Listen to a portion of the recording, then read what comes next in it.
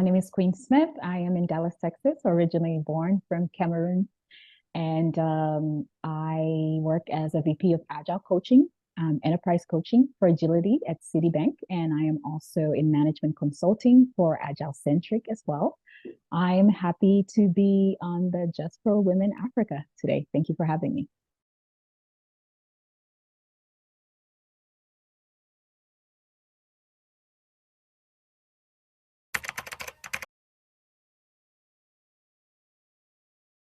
I was born and raised in Cameroon.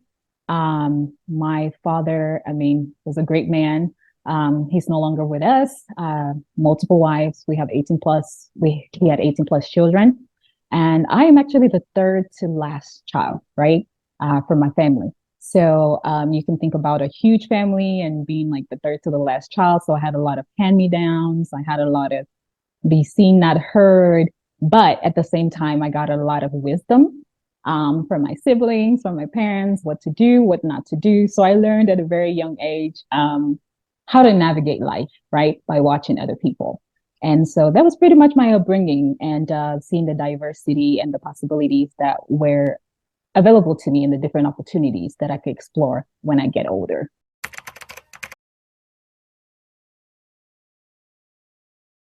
First of all, we moved to America because my mother actually had this dream.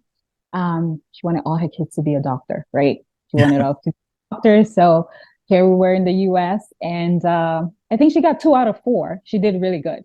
That was a dream. Go to school, become a doctor, move back to Cameroon.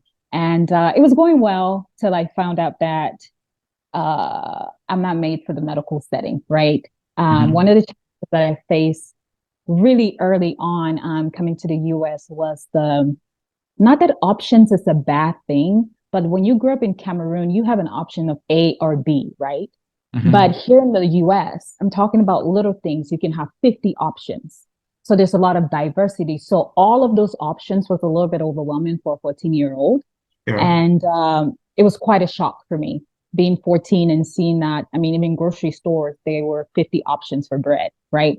Or a little mayonnaise, and there's like 50 options for it. So that was a little bit of a shocker. Also, the school system was a little bit different for me as well. Their style of learning and the comfort too, because growing up in Cameroon, you have to do everything from scratch. But there were like these digital calculators and just different things that they were using to have some kind of comfort during learning was a little bit shocking. I thought our school systems back in Cameroon really challenged us. And so it was pretty cool to see how a country like Cameroon, where maybe Westerners might look down upon, and then coming to school here and saying, oh, I can totally do that without even using those equipment. So yeah, those were 2 things that stood out to me at the age of like 13, 14 when I moved out here.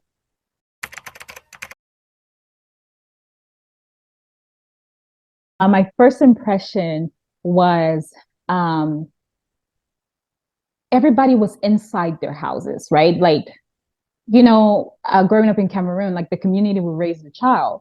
So at that time when we moved to the US, my uncle was living in this condo, and it took me almost a week to ever see my neighbors. So that was my first, not seeing kids playing outside, not seeing like that community. If you go to Cameroon, they have high life, right? Like when people get off work, there's people at the market and different things like that. So not seeing people all the time was a little bit of a shocker. It was almost like, where's everybody hiding, right? So that was my first impression, that everybody just went to work, went back home, went to sleep, went to work, went back home.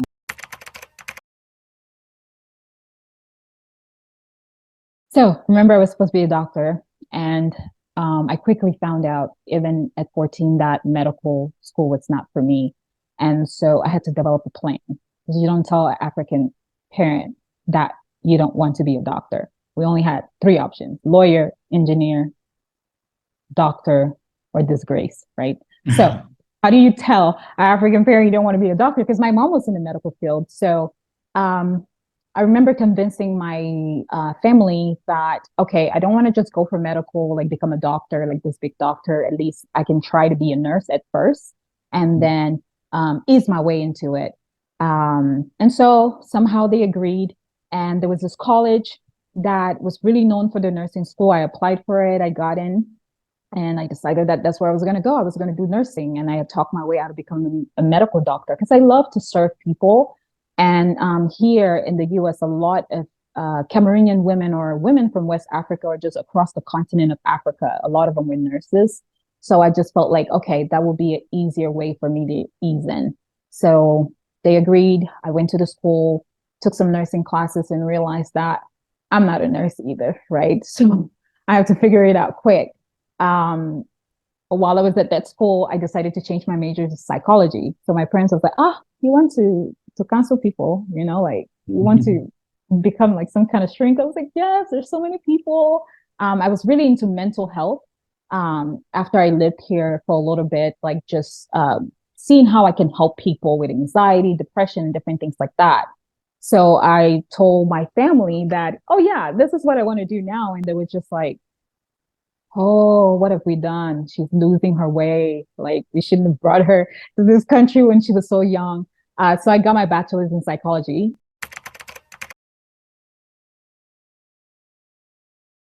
Oh, yeah. So tech is quite interesting. Right now, I don't know what the climate is like back home or on the continent of Africa, but right now we're having a lot of like turbulence, right, in the tech industry, especially after COVID. So there's a lot of like layoffs, and then also with AI coming into play, which I am an advocate for AI as well. Um, some people are resisting it, but I'm like, no, don't resist it. It's going to help our jobs too, So we have this dynamic of people that are resisting AI, and then people that are actually welcoming it, like myself. But in tech right now, I've been in tech for, oh my gosh, for a long time now. But I want to let you know I am not technical at all. There are different roles in the tech industry that do not require you to be in a dark room making code, right? Or having to code and troubleshoot stuff. So my role in tech is actually more of like a leadership and coordination and project management and server leadership role, where I work with teams that are building awesome, amazing stuff across the world to help them deliver it faster. So, someone like myself, so if there's somebody listening out there and you feel like, oh, I can't get into tech because I'm not data driven or too technical, there's room for you. So that's pretty much what I do in tech. I coach people to deliver stuff faster.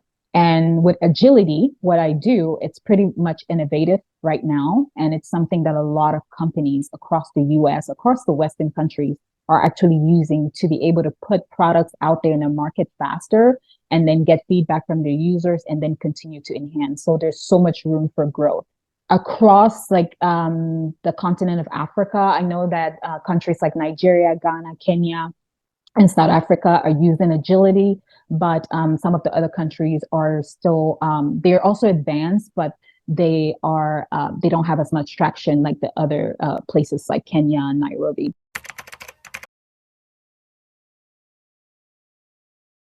Oh man, so I have family. I have a strong family network.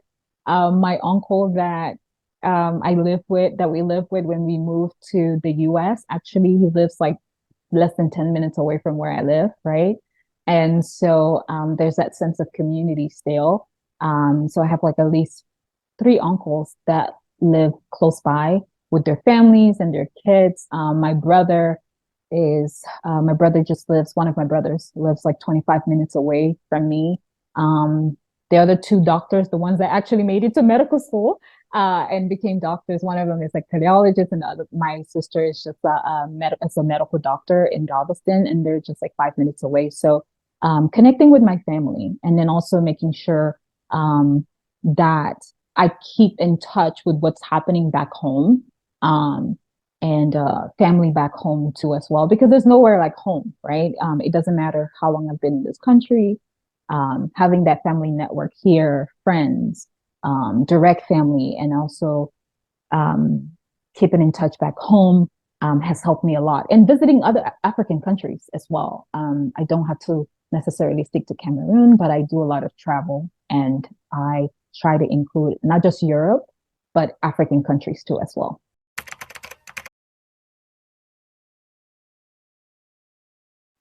Um, to pursue it. I think that the U.S. is or any other country in the West has a lot of opportunities, but to do it with the mindset of, I mean, this is just a personal advice, right? It might not apply to everyone. To pursue it and go for it, especially if they're young, right? Do what you can while you can, right? That would be my advice. And if you're able to do anything at this age, go ahead and do it. But then have another plan too, as well. So if you come to the US, like what is your goal? You're in the US. Do you plan to go back home? And make sure that when you come to the US, that you also are, while you're here, you're also making plans to do things to set you back home well, right? So it would be do what you can while you can and have a plan, right? Those things do help us stay grounded.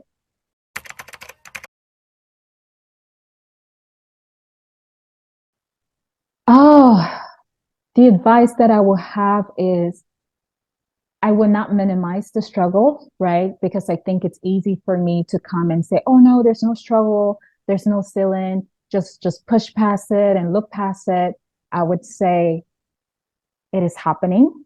Okay. Whatever they're experiencing, the struggles and the challenges that they're experiencing is happening. But to also look for um, ways to, I don't want to say necessarily rise above it, but like little steps that they can take to get them to where they want to be, right? Community is also important. One of the things that I hear a lot is that women don't get along, but we really do. I have a strong support system of women that if I didn't have them, I would not be where I am today. So if that woman has a support system, um, she can trust that they have her back. And if she doesn't, to try to seek those things out, whether it's mentor, community, or support system. But my advice would be yes, if there are challenges, it's happening and we acknowledge it. And then what are the things that we need to help us get from A to B? And if A to B is too far, how do we get, what are the steps, the little steps that we can take to get to B? And then a support system, mentorship can come from other women, other people. It doesn't have to just be another woman. It could be a man, or it could be podcasts, just different things that they're listening to. Even what you're doing right now too, as well, is opening themselves up um, in spite of the challenges that they're facing.